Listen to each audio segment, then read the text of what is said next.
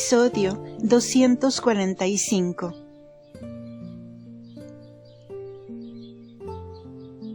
Después de los apóstoles, nacieron en su lugar otros hijos de la Iglesia, en quienes de su generación en generación se fue transfundiendo esta divina sabiduría y sus efectos.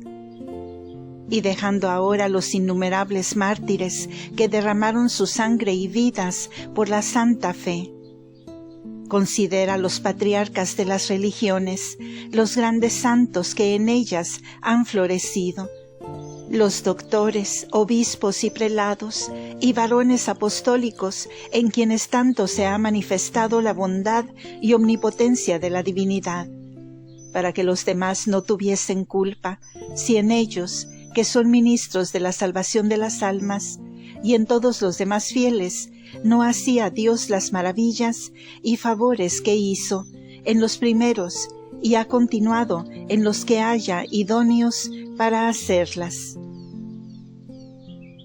Y para que sea mayor la confusión de los malos ministros que hoy tiene la Santa Iglesia, quiero que entiendas cómo, en la voluntad eterna con que determinó el Altísimo comunicar sus tesoros infinitos a las almas, en primer lugar los encaminó inmediatamente a los prelados, sacerdotes, predicadores y dispensadores de su divina palabra, para que en cuanto era de parte de la voluntad del Señor, todos fuesen de santidad y perfección de ángeles, más que de hombres, y gozasen de muchos privilegios y exenciones de naturaleza y gracia entre los demás vivientes. Y con estos singulares beneficios se hiciesen idóneos ministros del Altísimo, si ellos no pervertían el orden de su infinita sabiduría y si correspondían a la dignidad para que eran llamados y elegidos entre todos. Esta piedad inmensa, la misma es ahora que en la primitiva Iglesia. La inclinación del sumo bien a enriquecer las almas no se ha mudado, ni esto es posible. Su liberal dignación no se ha disminuido. El amor a su Iglesia siempre está en su punto. La misericordia mira a las miserias y éstas hoy son sin medida. El clamor de las ovejas de Cristo llega a lo sumo que puede. Los prelados, sacerdotes y ministros nunca llegaron a tanto número. Pues si todo esto es así, ¿a quién se ha de atribuir la perdición de tantas almas y la ruina del pueblo cristiano? Y que hoy no solo no vengan los fieles a la Santa Iglesia, sino que la tengan tan afligida y llena de tristeza. Que los prelados y ministros no resplandezcan, ni Cristo en ellos, como en los pasados siglos y la primitiva Iglesia. Oh hija mía, para que muevas tu llanto sobre esta perdición, te convido. Considera las piedras del santuario derramadas en las plazas de las ciudades. Atiende cómo los sacerdotes del Señor se han hecho semejantes al pueblo, cuando debían hacer al pueblo santo y semejante a sí mismos. La dignidad sacerdotal y sus vestiduras ricas y preciosas de las virtudes están manchadas con el contagio de los mundanos. Los ungidos del Señor y consagrados para solo su trato y culto se han degradado de su nobleza. Perdieron su decoro por abatirse a las acciones viles, indignas de su levantada excelencia entre los hombres. Afectan la vanidad, siguen la codicia y avaricia, sirven al interés, aman el dinero, ponen su esperanza en los tesoros del oro y de la plata. Sujétanse a la lisonja y obsequio de los mundanos y poderosos, y lo que más es, a la bajeza de las mismas mujeres, y tal vez se hacen participantes de las juntas y consejos de maldad. Apenas hay oveja del rebaño de Cristo que conozca en ellos la voz de su pastor, ni haya el alimento y pasto saludable de la virtud y santidad de que debían ser maestros. Piden el pan los párvulos, y no hay quien se les distribuya. Y cuando se hace por el interés, o por solo cumplimiento, si la mano está leprosa, ¿cómo dará saludable alimento al necesitado y enfermo? ¿Y cómo el soberano médico fiará de ella la medicina en que consiste la vida? Y si los que han de ser intercesores y medianeros se hallan reos de mayores culpas, ¿cómo alcanzarán misericordia para los culpados con otras menores o semejantes? Estas son las causas por que los prelados y sacerdotes de estos tiempos no hacen las maravillas que hicieron los apóstoles y discípulos de la primera iglesia, y los demás que imitaron su vida con ardiente celo de la honra del Señor y conversión de las almas. Por esto no se logran los tesoros de la muerte y sangre de Cristo que dejó en la iglesia, así en sus sacerdotes y ministros como en los demás mortales. Porque si ellos mismos los desprecian y olvidan para aprovecharlos en sí, ¿cómo los repartirán a los demás hijos de esta familia? Por esto no se convierten ahora como entonces los infieles al conocimiento de la verdadera fe, aunque viven a la vista de los príncipes eclesiásticos, ministros y predicadores del Evangelio. Enriquecida está la Iglesia, ahora más que nunca, de bienes temporales, de rentas y posesiones. Llena está de hombres doctos, con ciencia adquirida, de grandes prelacias y dignidades abundantes. Y como todos estos beneficios se deben a la sangre de Cristo, todo se debía convertir en su obsequio y servicio, empleándose en convertir las almas y sustentarles sus pobres, y el sagrado culto y veneración de su santo nombre. Si esto se hace así ahora, díganlo los cautivos que se redimen con las rentas de la Iglesia, los infieles que se convierten, las herejías que se extirpan, y que tanto es lo que en esto se emplea de los tesoros eclesiásticos. Y también lo dirán los palacios que con ellos se han fabricado, los mayorazgos que se han fundado, las torres de viento que se han levantado, y lo que es más lamentable, los empleos profanos y torpísimos en que muchos los consumen, deshonrando al sumo sacerdote Cristo y viviendo tan lejos y distantes de su imitación y de los apóstoles a quienes sucedieron. Como viven alejados del mismo Señor los hombres más profanos del mundo.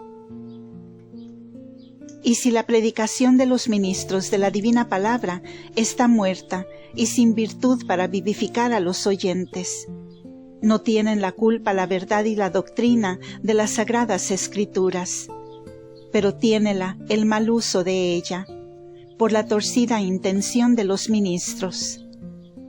Truecan el fin de la gloria de Cristo en su propia honra y estimación vana, el bien espiritual en el bajo interés del estipendio, y como se consigan estas dos cosas, no cuidan de otro fruto de la predicación. Y para esto quitan a la doctrina sana y santa la sinceridad y pureza, y aún tal vez la verdad, con que la escribieron los autores sagrados y la explicaron los doctores santos. Redúcenla a sutilezas de ingenio propio que causen más admiración y gusto que provecho de los oyentes. Y como llega tan adulterada a los oídos de los pecadores, reconócenla por doctrina del ingenio del predicador, más que de la caridad de Cristo. Y así no lleva virtud ni eficacia para penetrar los corazones, aunque lleva artificio para deleitar las orejas. En castigo de estas vanidades y abusiones, y de otras que no ignora el mundo, no te admires, carísima, que la justicia divina haya desamparado tanto a los prelados, ministros y predicadores de su palabra, y que la Iglesia católica tenga ahora tan abatido estado, habiéndole tenido tan alto en sus principios. Y si algunos de los sacerdotes y ministros no están comprendidos en estos vicios tan lamentables, esto debe más la Iglesia a mi Hijo Santísimo, en tiempo que tan ofendido y desobligado se halla de todos. Y con estos buenos es liberalísimo, pero son muy contados, como lo testifica la ruina del pueblo cristiano y el desprecio a que han llegado los sacerdotes y predicadores del Evangelio. Porque si fueran muchos los perfectos y celadores de las almas, sin duda se reformaran y enmendaran los pecadores, se convirtieran muchos infieles y todos miraran y oyeran con veneración y temor santo a los predicadores, sacerdotes y prelados, y los respetaran por su dignidad y santidad, y no por la autoridad y fausto con que se granjean esta reverencia, que más se ha de llamar aplauso mundano y sin provecho. Y no te encojas ni acobardes por haber escrito todo esto, que ellos mismos saben es verdad, y tú no lo escribes por tu voluntad, sino por mi obediencia, para que lo llores y convides al cielo y a la tierra que te ayuden en este llanto. Porque hay pocos que le tengan, y esta es la mayor injuria que recibe el Señor de todos los hijos de su Iglesia. Capítulo 14. La conversión de San Pablo y lo que en ella obró María Santísima y otros misterios ocultos. Nuestra Madre la Iglesia, gobernada por el Espíritu Divino, celebra la conversión de San Pablo como uno de los mayores milagros de la ley de gracia, y para consuelo universal de los pecadores, pues de perseguidor contumelioso y blasfemo contra el nombre de Cristo, como el mismo San Pablo dice, alcanzó misericordia y fue mudado en apóstol por la divina gracia. Y porque en alcanzarla tuvo tanta parte nuestra gran reina, no se puede negar a su historia esta rara maravilla del Omnipotente. Pero entenderáse mejor su grandeza, declarando el estado que tuvo San Pablo cuando se llamaba Saulo, y era perseguidor de la Iglesia, y las causas que le movieron para señalarse por tan acérrimo defensor de la ley de Moisés, y perseguidor de la de Cristo, nuestro bien. Tuvo San Pablo dos principios que le hicieron señalado en su judaísmo. El uno era su propio natural y otro fue la diligencia del demonio que se le conoció. Por su natural condición era Saulo, de corazón grande, magnánimo, nobilísimo, oficioso, activo, eficaz y constante en lo que intentaba. Tenía muchas virtudes morales adquiridas. Preciábase de grande profesor de la ley de Moisés y de estudioso y docto en ella, aunque en hecho de verdad era ignorante, como él lo confesó a Timoteo, su discípulo, porque toda su ciencia era humana y terrena y entendía la ley como otros muchos israelitas, solo en la corteza, sin espíritu ni luz divina, la cual era necesaria para entenderla legítimamente y penetrar sus misterios.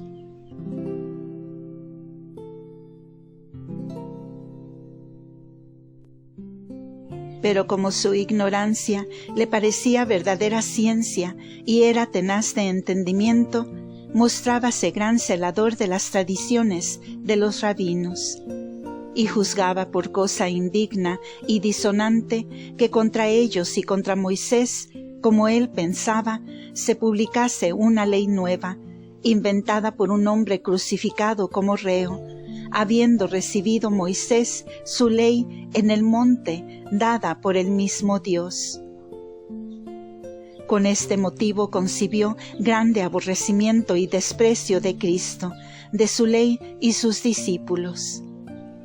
Y para este engaño se ayudaba de sus propias virtudes morales, si pueden llamarse virtudes estando sin verdadera caridad, porque con ellas presumía de sí que acertaba en otros yerros, como sucede a muchos hijos de Adán, que se contentan de sí mismos cuando hacen alguna obra virtuosa y con esta satisfacción falsa no atienden a reformar otros mayores vicios.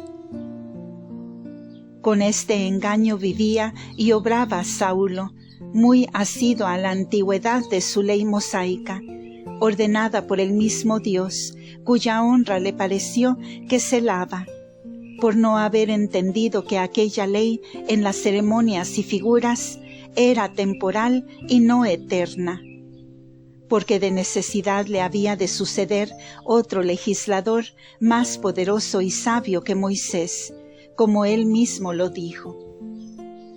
Al indiscreto celo de Saulo y a su vehemente condición se juntó la malicia de Lucifer y sus ministros para irritarle, moverle y acrecentarle el odio que tenía con la ley de Cristo, nuestro Salvador.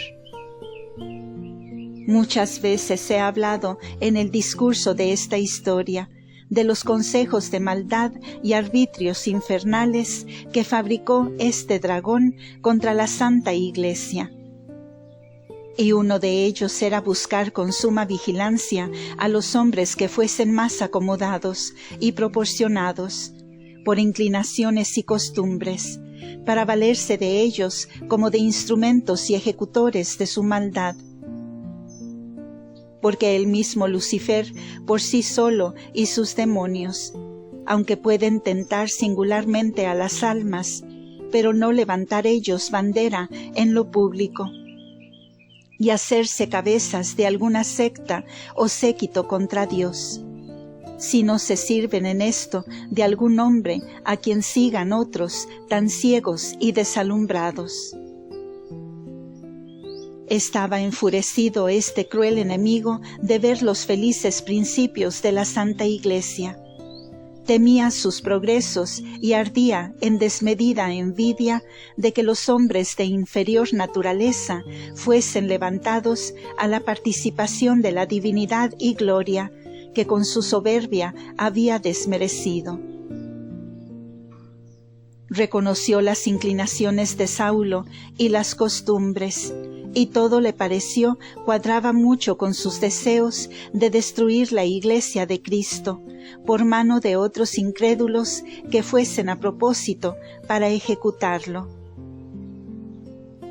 Consultó Lucifer esta maldad con otros demonios en un particular conciliábulo, que para ello hizo, y de común acuerdo de todos salió decretado que el mismo dragón con otros asistiesen a Saulo sin dejarle un punto y le arrojasen sugestiones y razones acomodadas a la indignación que tenía contra los apóstoles y todo el rebaño de Cristo, que todas las admitiría, pues le darían por sus triunfos, irritándole con algún color de virtud falsa y aparente.